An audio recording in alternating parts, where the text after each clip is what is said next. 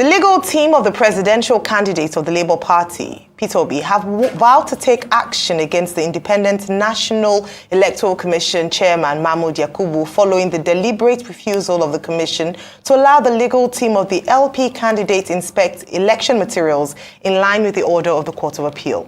The court in the ruling last Wednesday refused to grant a request by INEC seeking to vary the order of the court granting access to Mr. Peter Obi as well as the People's Democratic Party counterpart, Atiku Abubakar, to inspect the bimodal voter accreditation system BVAS and other election materials.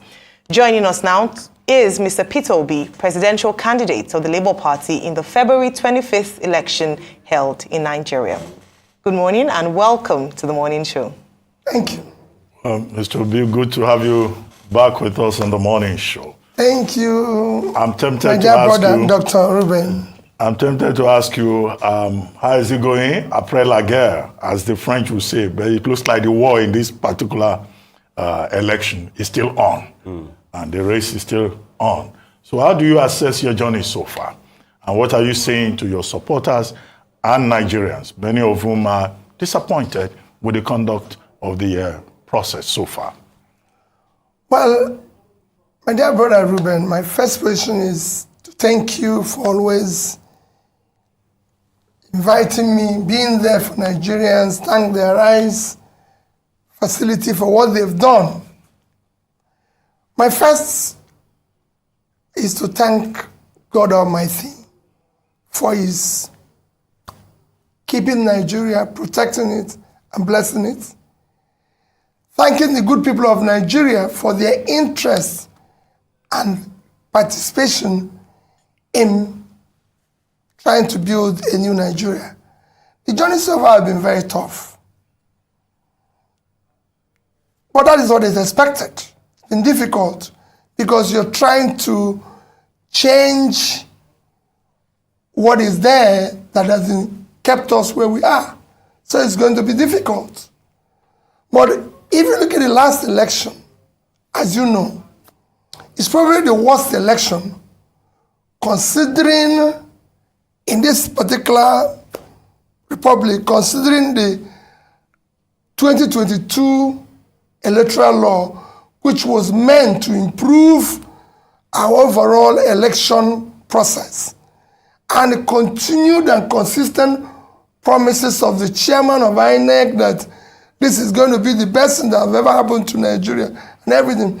And you could see it in all the editorials, in all the international newspapers from Financial Times, The Economist, Wall Street Journal, everybody, including Chatham House, where even the chairman was there.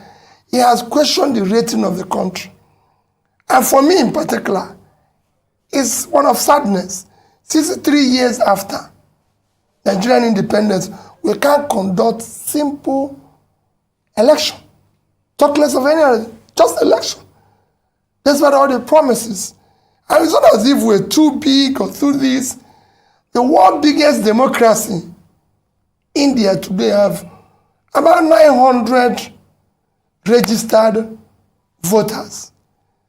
In their last election, 67% participated, over 600 million, which if you look at our 24 million, that's 25 times our size.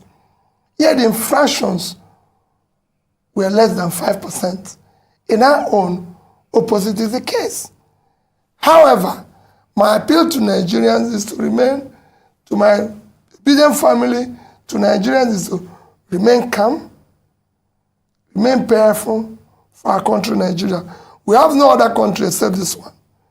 And we will go through all legal, peaceful means to bring a new Nigeria, where everybody will be happy and proud to say, I'm a Nigerian.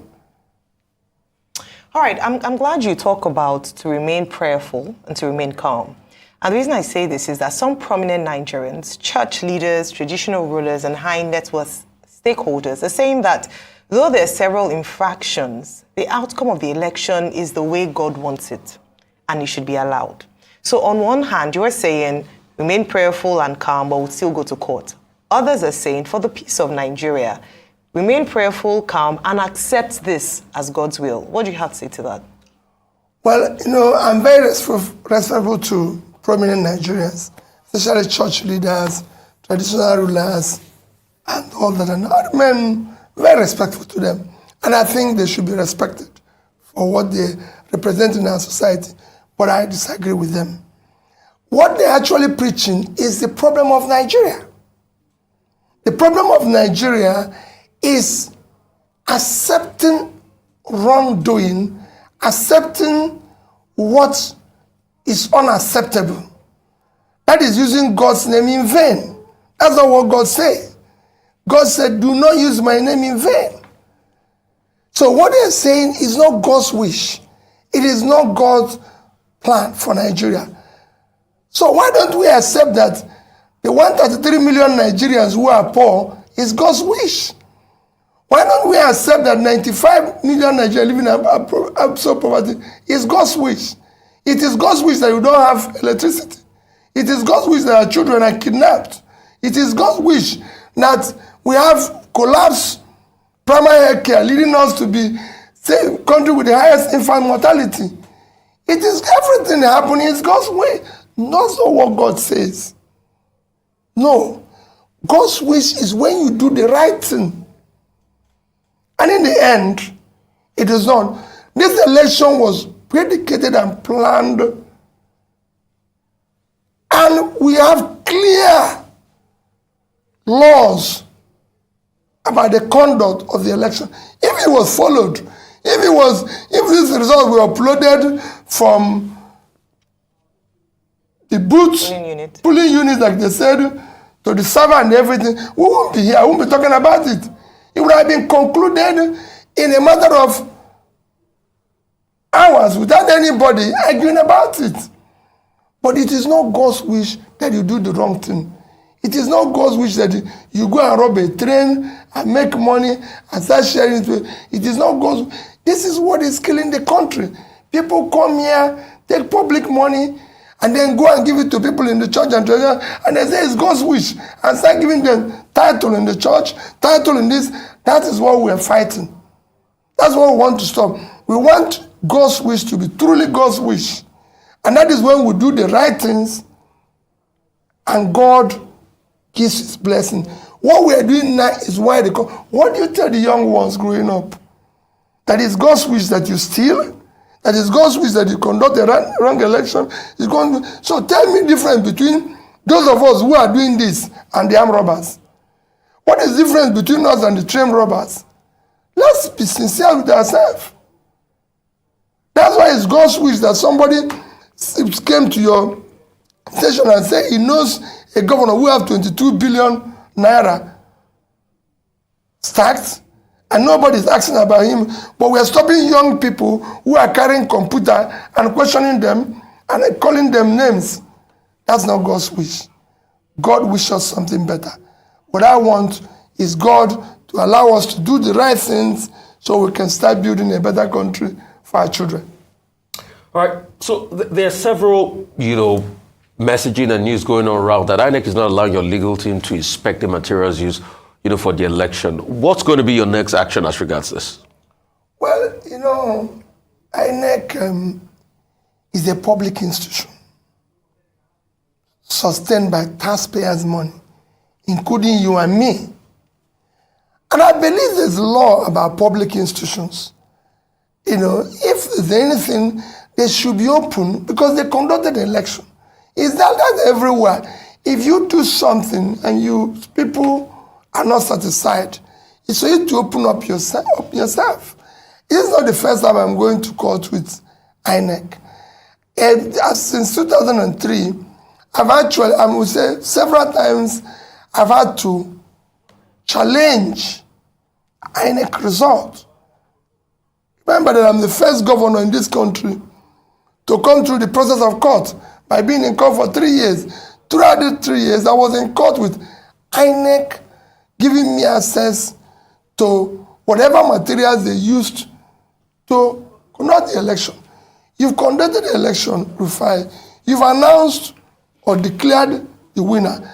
I'm only asking, can I have access to the documents and materials you used to arrive at that. I'm not asking you to change what you said. And remember, like I also say, people, I'm not challenging their declaration.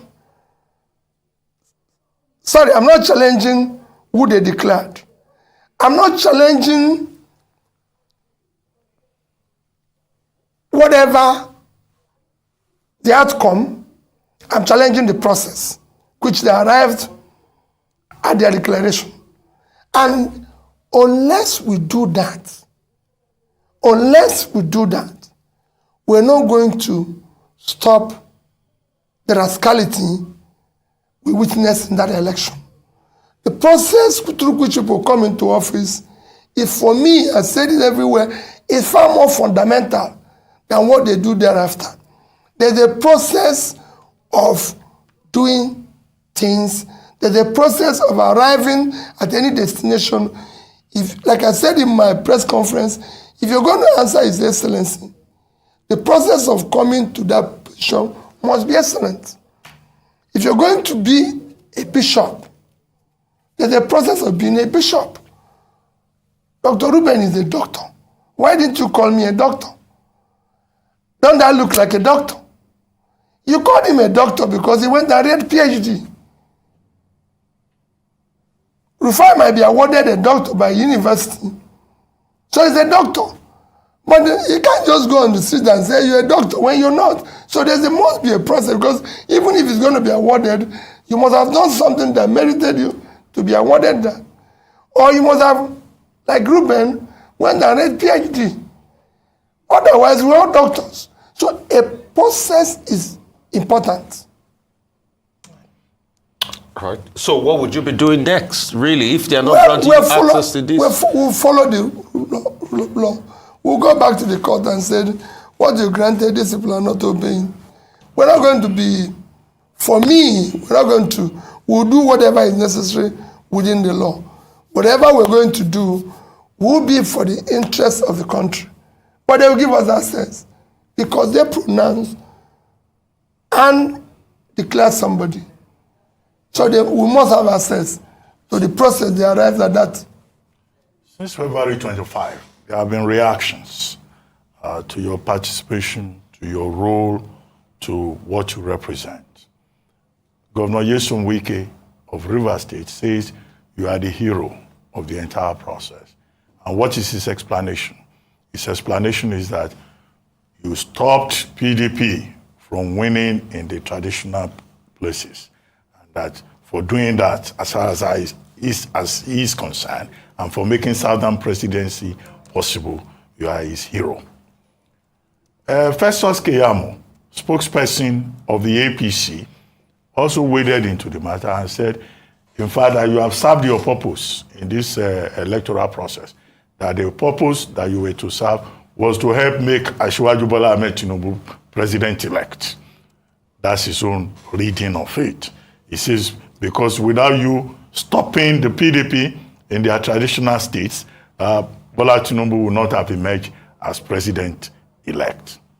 Number 3, Reno Omokri, who is a spokesperson for the People's Democratic Party, says, well, APC may have rigged, but that Mr. Peter Obi was the perfect rigger in that election, and that you rigged in the Southeast, that he is surprised that a candidate will be reporting 97% of the votes from certain states of the Federation. Of course, Atiku Abubakar, presidential candidate of the PDP himself, had admitted that your leaving the PDP hurt his chances in that election. What do you say to these general comments on your presidential race? Well, Ruben, my first reaction generally is that I contested the election. I wasn't contesting it to help anybody to win. And I continue to say that even the declared winner did not win. You might have been declared by whatever means, but you've not won the election. Ruben, to win is to win the people. Democracy is government of the people, by the people, for the people. That means if you must win, you must win the people. But if you don't win the people, you've not won. And I can tell you, the last election, the declared person did not win. However, that is what we're challenging. The rascality is what we're challenging. On the various comments, let me use the issue of Reno or mockery. Ordinarily, I won't comment on anything because I only comment on or reply fellow presidential candidates, not their spokesperson, because they're not contesting. But since something that I have never participated or been part of was mentioned, I need to reply it. Ruben, I have never, and I will never, ask anybody to add one vote for me that doesn't rightfully belong to me. I've never paid anybody to rig election for me. Go all over Nigeria and ask anybody in INEC, the so-called EOs, resident commissioners, everybody, whether any of them have met Peter Obi saying do this. Go and ask police, army, anybody.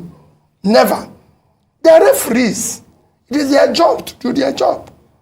I've never. This show where I got 97% is in Anambra State. Reno Mokri forgot that in 2019, go and check the records, where PDP had the highest vote was in Anambra State. When in 2019, when I was vice presidential candidate to Atiku, our vote in Anambra State was 95 point something, almost 96%. That's where PDP got the highest vote, because I was on that ballot. And they know me. Ruben, I live in Onitsha. If you want to know whether I get 95% in Anambra State, come and go to Anambra State with me. I don't need police. When I come out, you see the reaction of the people. In fact, I'm actually surprised I didn't get 100%. I'm telling you, because I don't know who will be voting against me in Anambra State. In the Southeast, it's a similar situation. People know me. People know what I stand for. People know I've kept to my promises. People know I've kept what I've said. It's a simple thing. It's like people go about and say, oh, he got votes in Lagos because of the Igbos.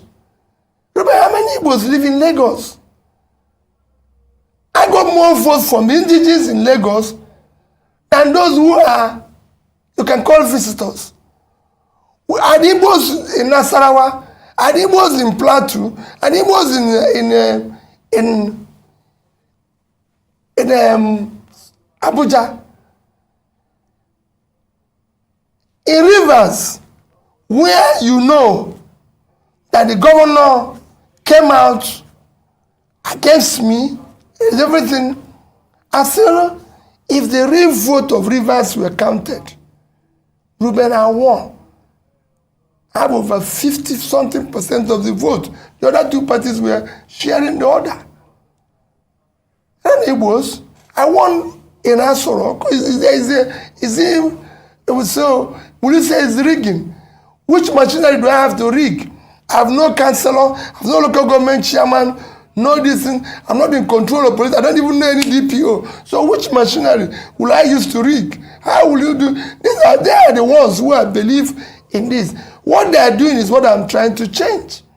So those who say you have satisfied what I came for are part of the people we're trying to change. All right. Okay, so let's talk about the obedience movement, especially post-presidential election. Now, what some of your candidates under the Labour Party umbrella vying for governorship, of the role of governor, is coming under that umbrella of the obedient movement. And some people have said that, say what you may about the presidential elections, something has changed, something has happened, there's a force. And that was driven largely by the obedient movement. And so the question post-presidential elections is, how are you going to leverage that power, that force, so it's channeled to what you want, your beliefs, your ideals, your values, because it's also very easy for such a force to be misdirected, because there's such momentum, passion behind that movement. How would you leverage that? Number one. Two, to channel it towards the governorship elections. We have Lagos GRV, we have Mr. Ken Pella, who came from Delta State, and a few other principles like that in other states. Then beyond that, on a lighter note, you're known for, you've just reconfigured the term beavers. So it's originally called Bimodal Voter Accreditation System, and you've now called it Best Values Acceptable to Society. Please expand. Basic values, sorry. Acceptable to society. If you'd like to shed more light on that on a lighter note, it would be great. Well, let me start with the obedient movement. Because Nigerian politics have been largely transactional, when we were starting this, people didn't believe what we were trying to do. The consequence is that we didn't have candidates for governorship in most of the states. Because being a transitional thing, people who like to be where things are being shared. So nobody believes that a party without councillor, local government chairman, can come up and become something. So we didn't have, in most places, candidates. In few places, we were able to have candidates, some of which we have mentioned now, who are, I can say, are first-class candidates. You just mentioned two of them, and I believe and I support them that they should be supported by the obedient family and the people, because they will do good work. If you take Jarvi here, young man, excellent background, good education, you can have better than somebody who have a degree in MIT. So these are the quality we've had. In some places, we're going to work with some good candidates, because there's some places where we don't have, if you look at my southeast, we only have candidates in 2 states. We don't have in Iboni. And some other places, in the north we have in Plateau, we don't have in Zamfara. So there's places, there's a few of them, and we're urging people to support them. And where we're going to have partnership, like if you go to issues like Cross River State, where we have someone like Professor Sandy Ono, the senator, running under PDP, which we are considered an excellent candidate. So we support them. For me, it is about having competent, credible people who have proven integrity and track record that can do well. It's not just about saying, it must be Labour Party always. No. Where we think we have good people, we support them. And I'm supporting them. Where we think we have somebody better. And the same thing is what I preach to people. Don't say, because this. With time, we will build this institution and ensure that everything we are doing is the right thing. But it's not going to be overnight. So for me, I want people to, in states where we have good candidates, we're going to support them. We're going to make sure it works. And where we don't, we'll be honest to the people. Because what we're trying to do is to build a new politics that will thrive on character, competence, capacity, and compassion, and telling people the truth always.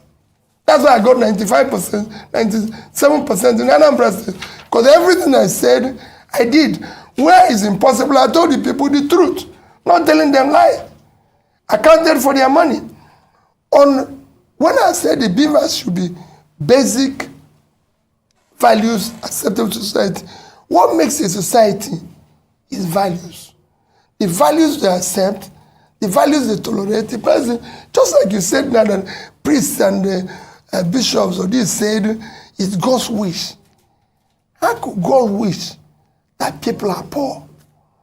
So how could God wish that Nigeria is in darkness? Okay. No, it is not God's wish. Okay. Real quickly, I'd like to ask you this. Has presidential candidate of the APC, Bola Ahmed Tinubu, has he called you? Because he says he's been reaching out. Has he reached out to you? Have you spoken?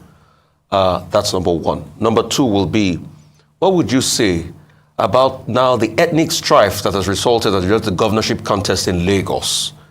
They are now pitching the Igbos against the Yorubas. And second, what would you say about people that are saying some people are too young to be governors in Lagos because they're just 40 years of age?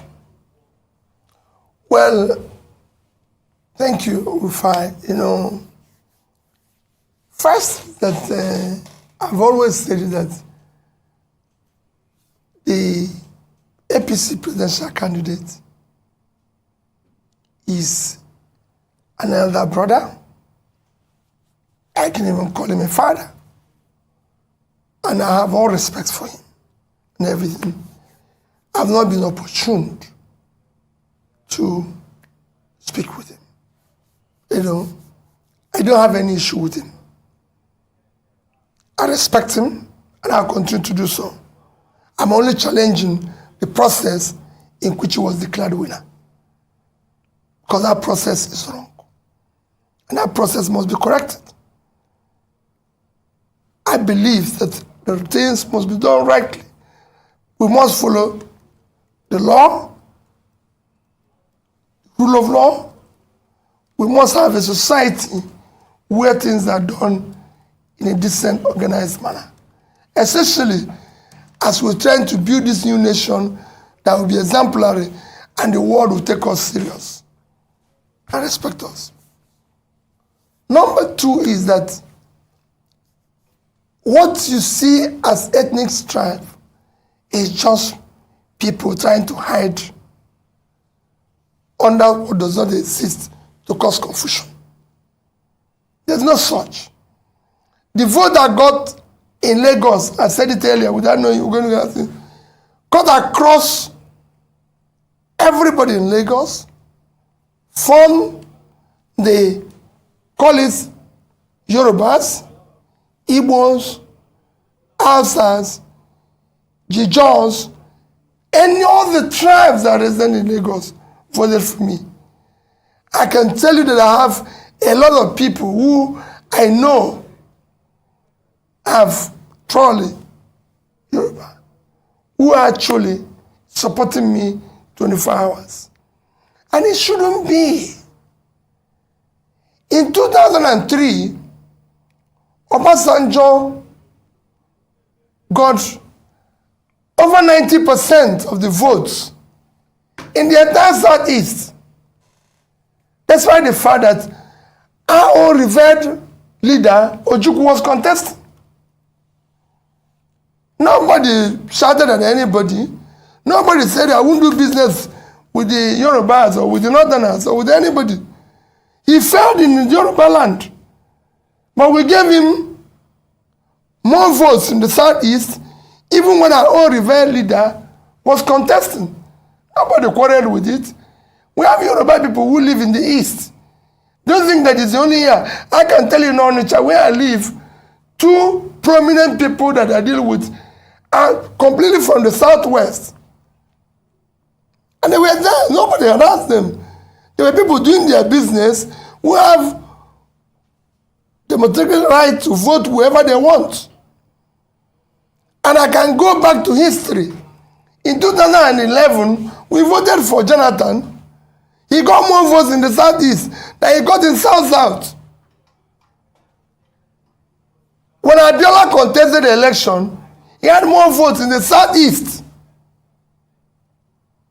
Even when his vice presidential candidate is Muslim from Kanu,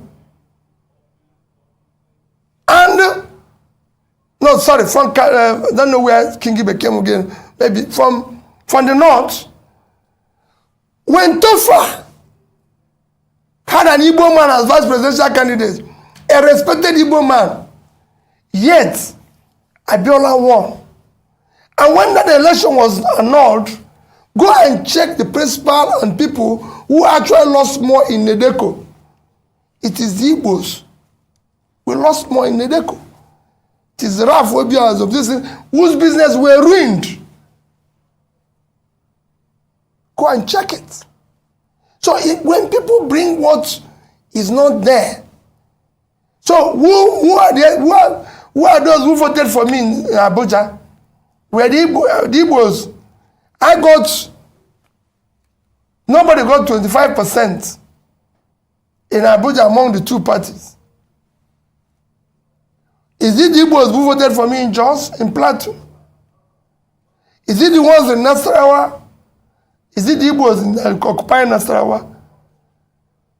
The governor of Nasarawa said I won't get 10% of the votes in Nasarawa. The governor of Kaduna said I won't get 2,000 in Nasarawa. In Kaduna, I got 300,000. So let us not, at 300,000 Igbos in Kaduna. So where does this start? It's just people. I'm appealing to people for the interest of Nigeria. Today, we have a Pakistani as mayor of London, an Indian as prime minister. And they are doing far better than we're doing. In this place that is not even working, we're still trying to divide ourselves based on, and that's what we're trying to remove. It is this rascality, it is this structure we're trying to remove that brings this hatred, which we must remove in this system. So that the system can work. When people can no longer compete based on character, competence, compassion and capacity, they resort to ethnic, religious, and be shouting, oh, Peter campaign on religion, oh, Peter campaign on, but they are the ones doing it. I've never in any way told anybody in any church, in any gathering, vote for me based on this. I've said it, do not vote for Peter to be based because of this part that is from the southeast. People voted for me. On issue of somebody being young and modern, is laughable. It's actually, we should actually stop people from being old and contest. If I have my way, if we can retire our bishops at 70, retire our professors at 70, Supreme Court at 70, it's time we put age for this our politics so that people can also retire. Because there's a reason why we say at 70, 75, people should go and rest. So let us, is these people that are saying it that are bringing confusion? Age of 40 is age where people are becoming or became president in America, the world's biggest economy, 25 trillion. And you're just 400 billion. And you're talking about age. That is the right age, the right background, the right education. Mr. Peter, we've been talking about the presidential election. But your party, despite the criticism that you had no structure, you had no representation in the National Assembly, ended up getting into the National Assembly. 6 seats in the Senate, 34 in the House of Representatives. I would like you to comment on that. And then second, this issue of INEC not allowing you access to inspect election materials. Now, Yusuf Tanko, the spokesperson, chief spokesperson of your party, has now served notice that INEC was duly served a CTC copy of the court order on March 3. INEC was reminded on March 6, and that the only option now available to the Labour Party is to picket to INEC offices nationwide in a peaceful protest, he says. But has it also occurred to the party to seek the option of going back to court to make it clear to court that INEC is guilty of contempt, is contemptuous of the court order? Or the only measure you want to adopt is that of the peaceful street protest to INEC offices? Those two issues. Thank you, Dr. Abati. We'll apply both. Because you have a situation where you cannot even imagine. INEC is an institution backed by law. The court have given an order, a ruling. They are not obeying it. Where do we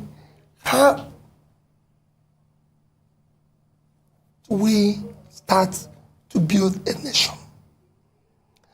The most important ingredients of what makes a nation is the rule of law. And I've said it when I was campaigning, that we must govern by rule of law. Ruben, the biggest contributor to the Western economy today, in terms of GDP, in terms of their growth, is intangible assets called rule of law.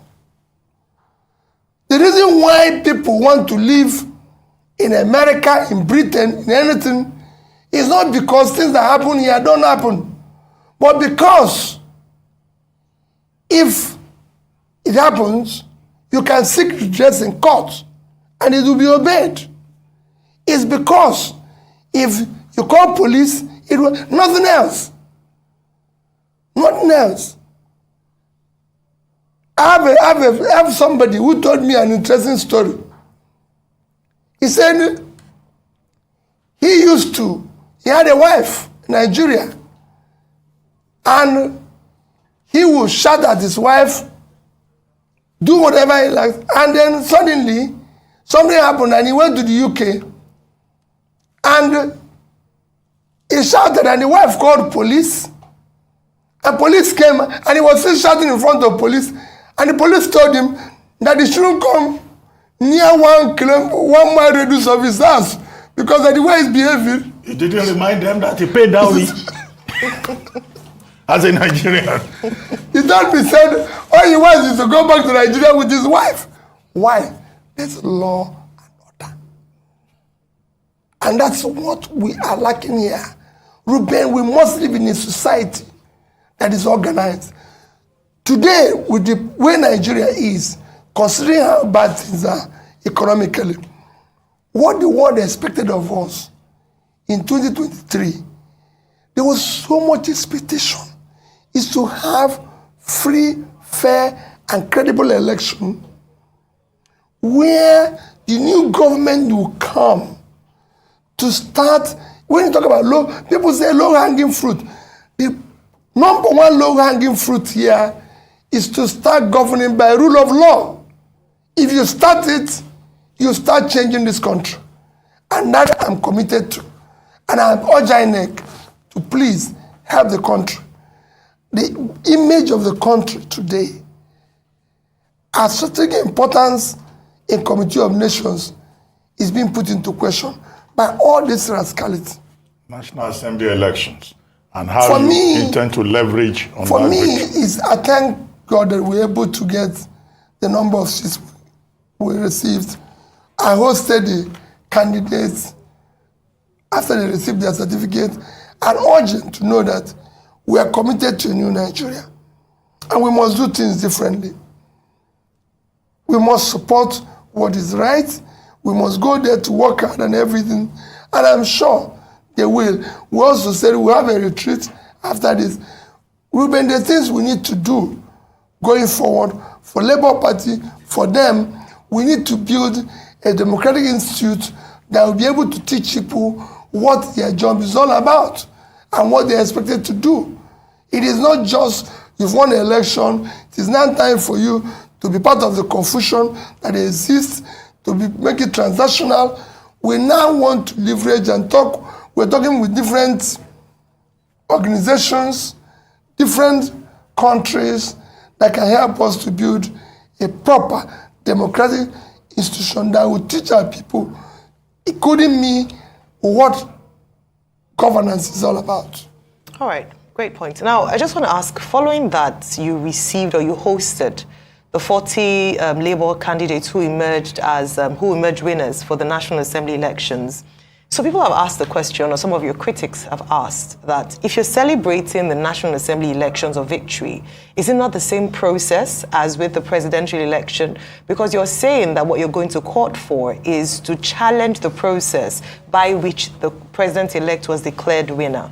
So is it the same? Why have you accepted the results of the National Assembly elections in favor of the Labour Party candidates and not accept the same process, as it were, that also had the president-elect emerge as winner? And the second part of the question as well is that there are also questions around your support of gubernatorial candidates. So a case in point is in Enugu, where you have Chijioke Edoga and Frank Oweke Jr. of ABGA Party. There seems to be some, lack of agreement in your party as to who to support in that state. I'd just like you to clarify that today. Okay, very, very good question. Let me tell you in Enugu, let me start with the issue of Enugu. The issue of Enugu is because the Aisha Yusuf tweeted in support of Frank Oweke. Let me clarify to you now. The obedient movement are not necessarily Labour members. You have to know that. There's so many people in the obedient movement who have nothing to do with Labour Party. There's so many groups within that. There's so many people. Someone like Aisha Yusuf is not a member of Labour Party. And it says so. And however, we even have what we call the big tent, which is where everybody is gathered. I have people who are supporting me today as a presidential candidate who have nothing to do with Labour Party. People like Arisetv Peter Side, for example. And I have many people of that said they believe that I can do this job. And I'm sure there's so many of them in Arise who are not members of Labour Party, but they believe in what I'm doing. So they have right to also choose who they want to support. Based on what I said, it's a choice. But as a Labour Party, which I'm a member, and again the party is far more supreme than any individual. I'm just a member of Labour Party. Labour Party have chosen through this process that is verifiable and straightforward, Chijioke Edoga is our candidate. And that I stand with, because I'm a member of Labour Party. The obedient members of obedient family have their own choices. I can't question them. So that's the difference. So let's do. And then on the second question you asked about issue of whether National Assembly, they're not. Remember, INEC said House of Representative was going from the through to the server. House Rep was going through, but it's only presidential. So by that, they have defined a process.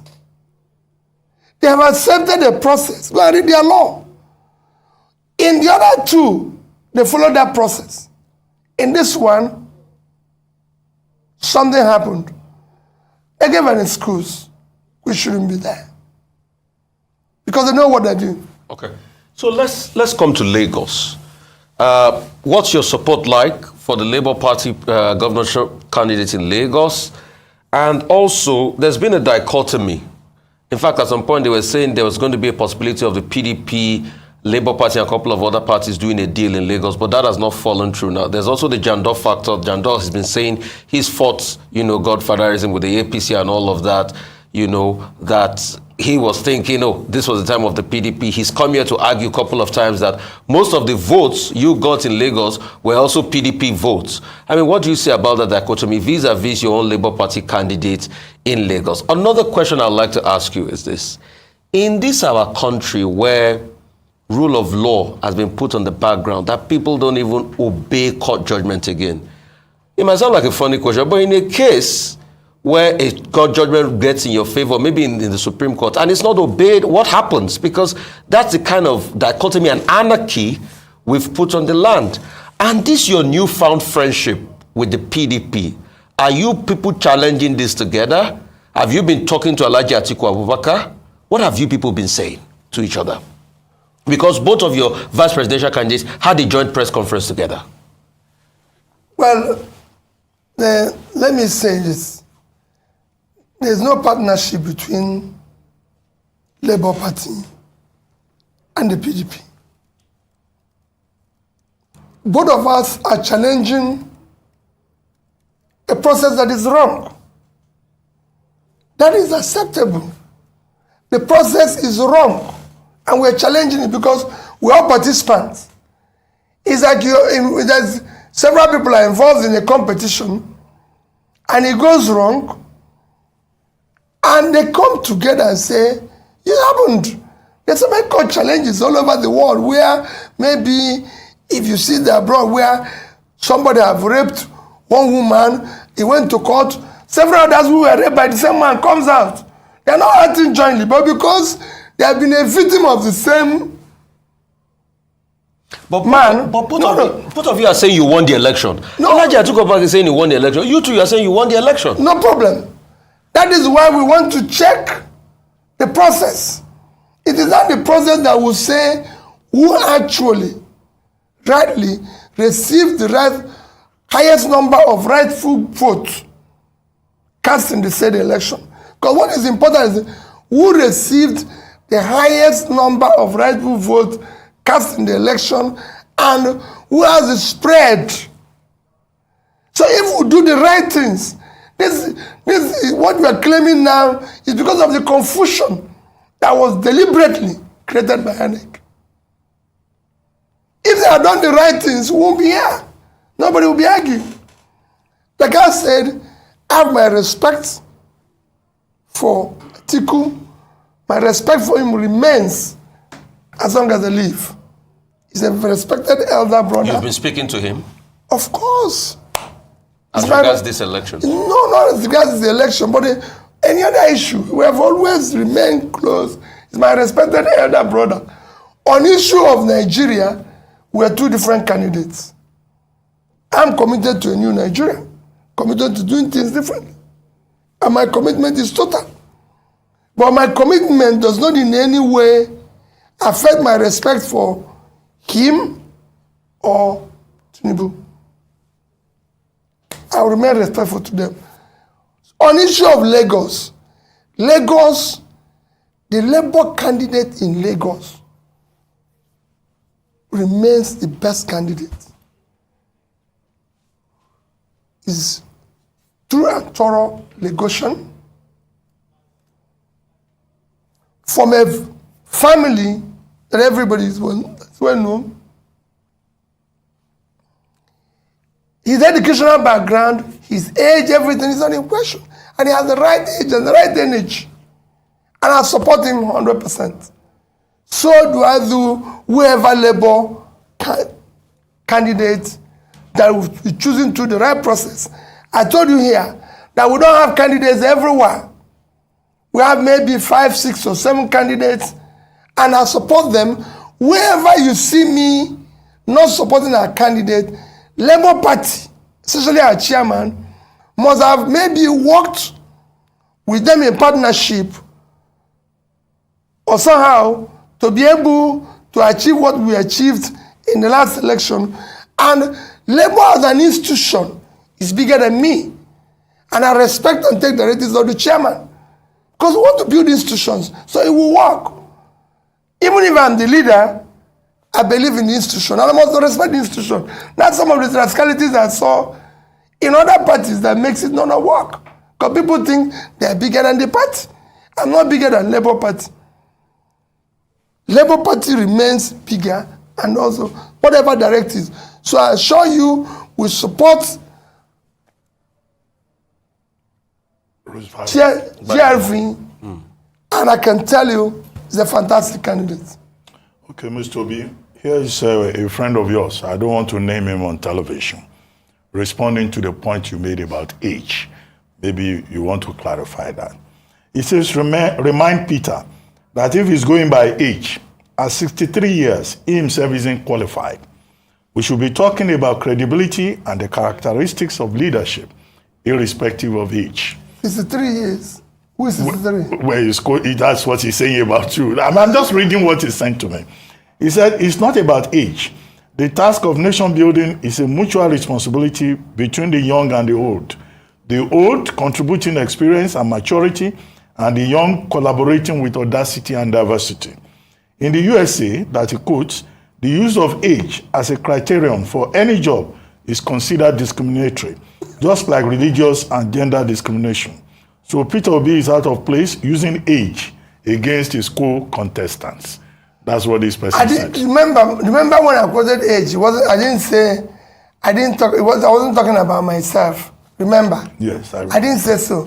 They asked me that somebody said 40 years is too young for Lagos State. Yeah. That was when I said that people who are talking about age, that is them that are above 75 should actually retire. But let's not compare age in the US and here. Please. Ruben, in the US, life expectancy is 72.5 years. In Nigeria, life expectancy is 54. So at 70, you've actually passed 16 years. Your life expectancy. You're already an expired product. Yes, we should have gone. So, and some of these people who are saying this have contributed why people are dying, where we have high infant mortality. So let's not compare the two. It's not the same society. Life expectancy, somebody who is 80 in America is different from somebody who is 80 here. So you cannot compare the two of them. I'm not going to go into life expectancy, but I assure you, and two, I'm not 63 years old, Ruben, as maybe right, maybe wrong. My affidavit letter, which I say carry along my mother gave me since 1970, is that I was born in July 19th, 1961. On what market day was it? So if anything is wrong, For the benefit of the man asking the question. if anything is wrong, I hold my mother responsible. But she's been a wonderful woman. I didn't have the privilege of my father giving me any, so it's my mother who gave. So if you follow it, Ruben, I'm still going to be 62 in this July. So I'm not splitting, I'm not comparing the age and all that. But I assure you of my commitment is, and I listened to what he said, we need experience of age. But the age and the old have not used that experience. Rather, what they are doing is claiming experience in failure. They've not used it to progress the place. Rather, they tell you, do you know I've been doing this for 30 years? And so what? The place failed. How can you claim experience in failure? If you have been doing it for 30 years and we're in this mess, then you should actually cover yourself in shame. Not saying, I've been around for 20 years. Thereby, it's my entitlement. No. You have to claim entitlement where things are progressing, where things are going well. And that's what it should be. Okay.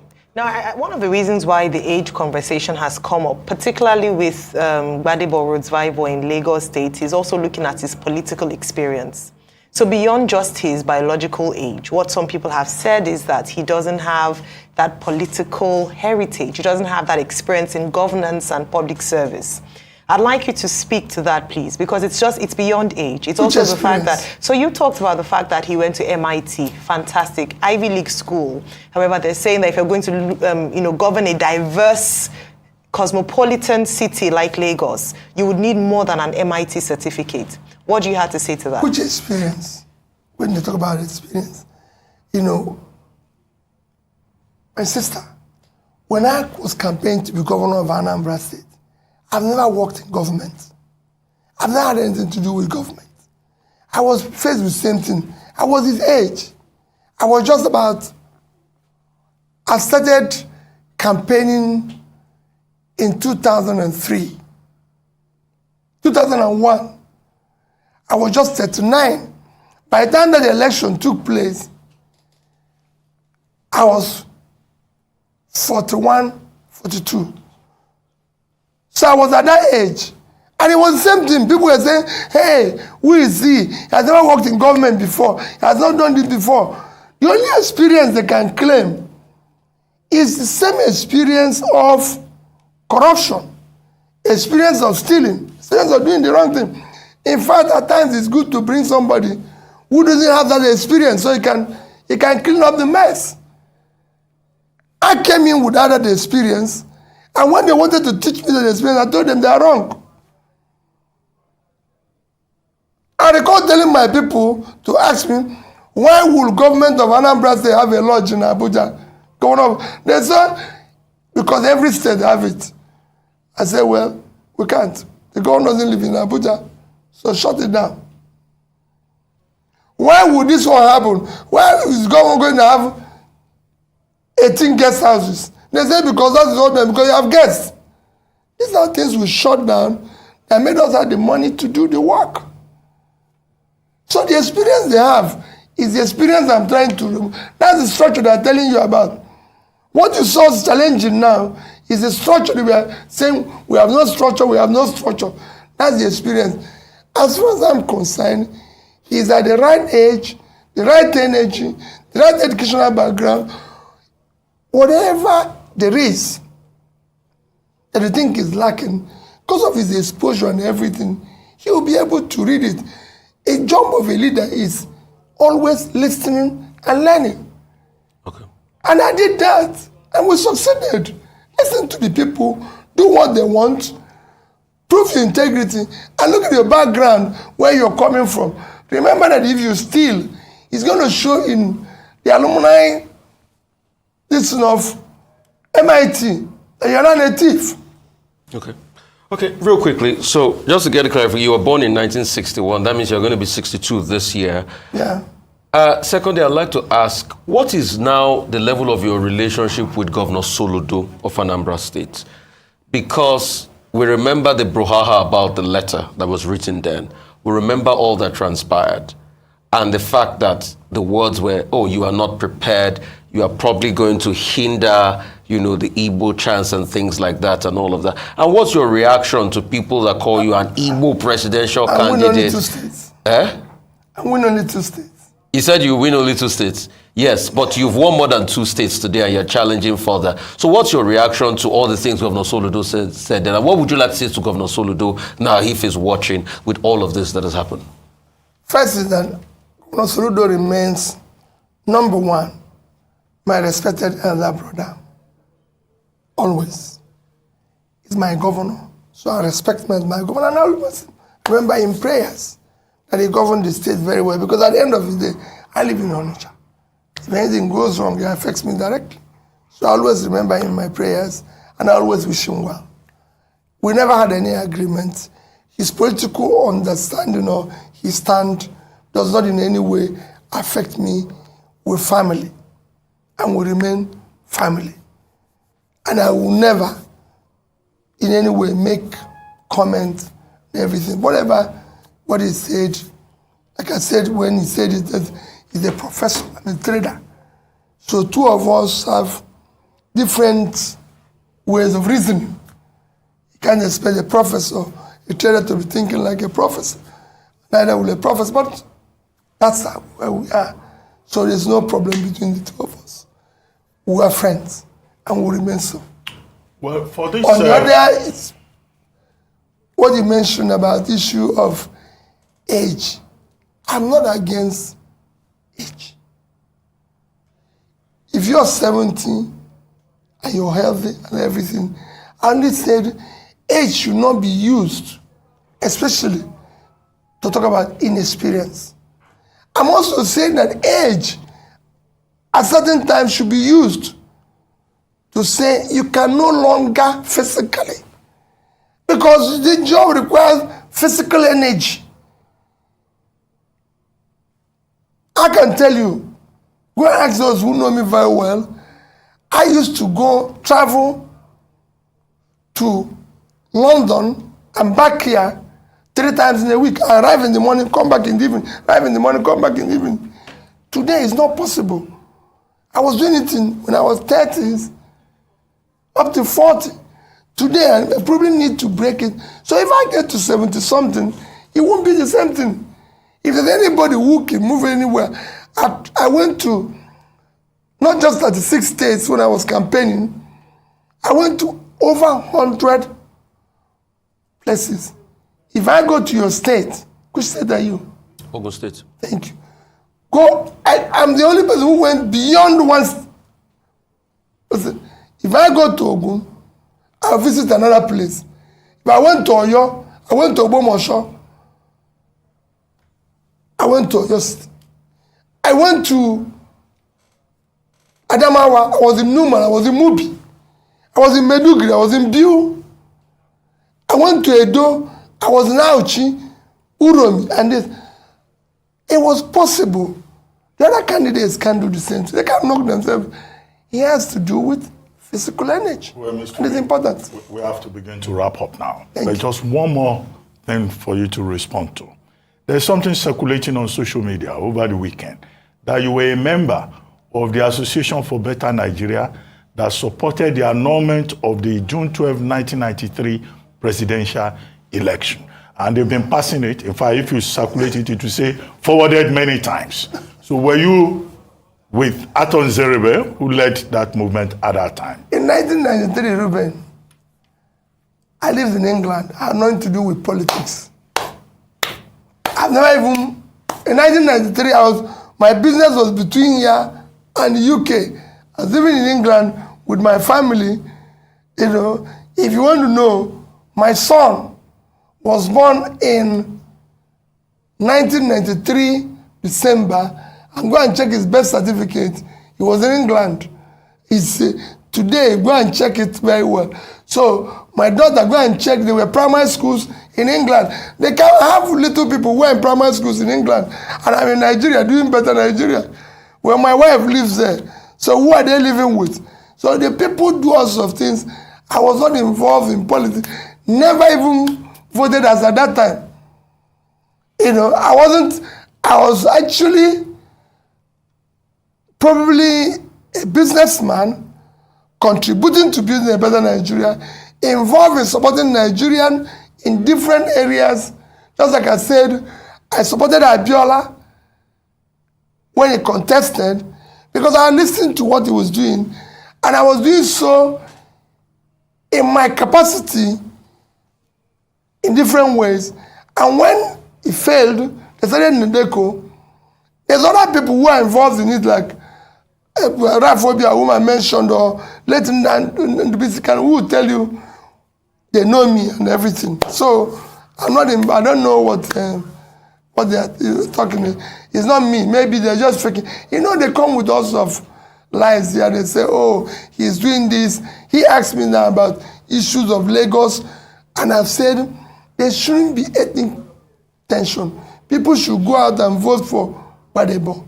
He's the right candidate. Like they go out and vote in other areas, even where I mentioned that if you have competent people in other parties, vote for them. Okay, on that note, we'd like to thank you very much, Mr. Peter Obi, for joining us today.